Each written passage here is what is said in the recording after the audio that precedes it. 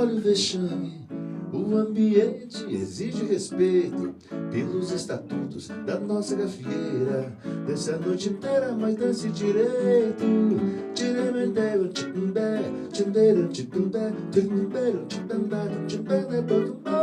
Nos anos 90, isso aconteceu comigo. Eu trabalhei com carteira assinada. Existia dentro do Rio de Janeiro, era uma outra época, e dentro do Rio de Janeiro existiam várias casas noturnas. E essas casas noturnas, elas assinavam a carteira dos músicos.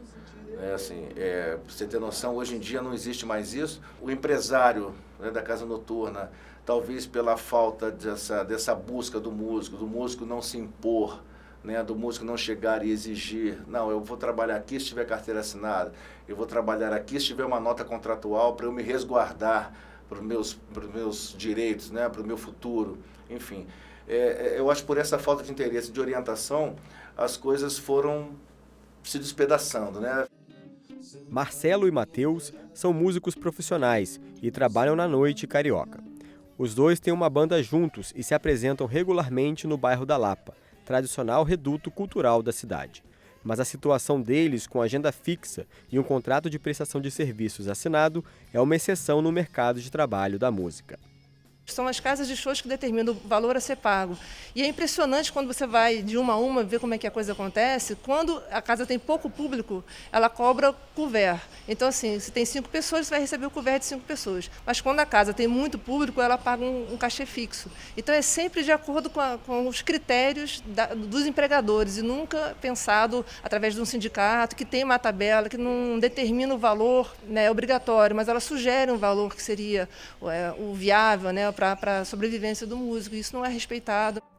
Hoje, a tabela do Sindicato dos Músicos do Rio de Janeiro estabelece um valor de quase R$ 1.200 para o músico que acompanha um artista nacional. Já o cachê por apresentação em espetáculo de uma orquestra varia entre R$ 740 e R$ 910. O músico Alexandre Brasil toca contrabaixo na Orquestra Sinfônica Brasileira e tem um grupo de chorinho. Ele pertence a um seleto grupo de músicos com agenda organizada para o ano inteiro, carteira assinada e garantias trabalhistas.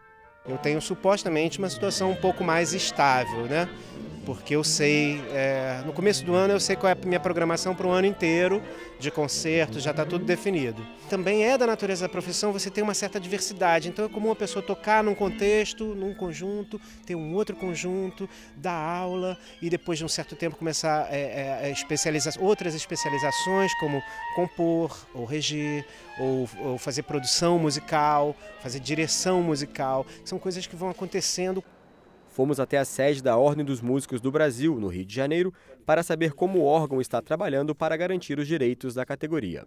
A grande realidade do Brasil, quer dizer, 10% da família de músicos são os músicos que tocam em sinfônica, em filarmônica, que têm um bom salário, que têm garantias trabalhistas, 10% é aquele cara que toca em casa de brincadeira para a família, e a grande massa de músicos, 80%, desses 50 mil, 40 mil músicos espalhados pelo Brasil, eles estão à deriva, eles estão totalmente desprotegidos. A única proteção que eles têm, que o Ministério do Trabalho exige que não é cumprido, é que toda casa noturna que apresente o espetáculo musical tenha-se uma nota contratual. Ela passa por aqui pela ordem, passa pelo Sindicato dos Músicos.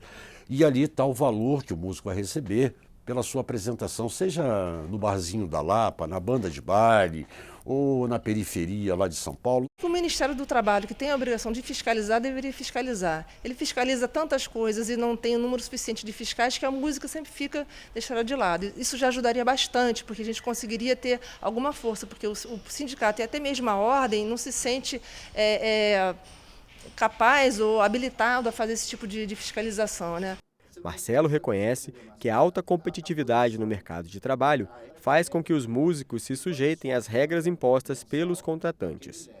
Eu acho que o próprio músico teria que ter um posicionamento, um bom posicionamento.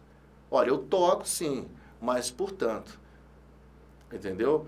Eu toco sim, mas com uma nota contratual. Eu toco sim, mas com uma carteira assinada. Mas hoje em dia, nem eu posso fazer isso.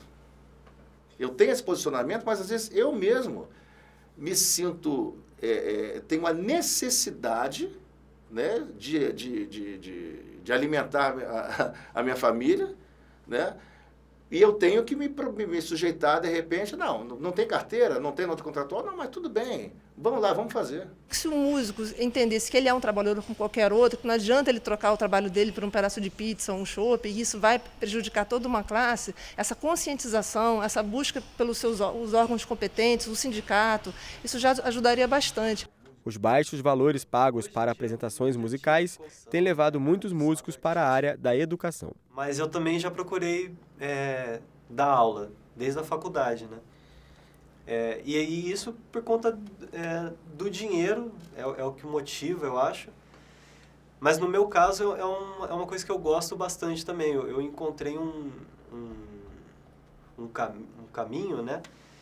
Que me dá prazer também.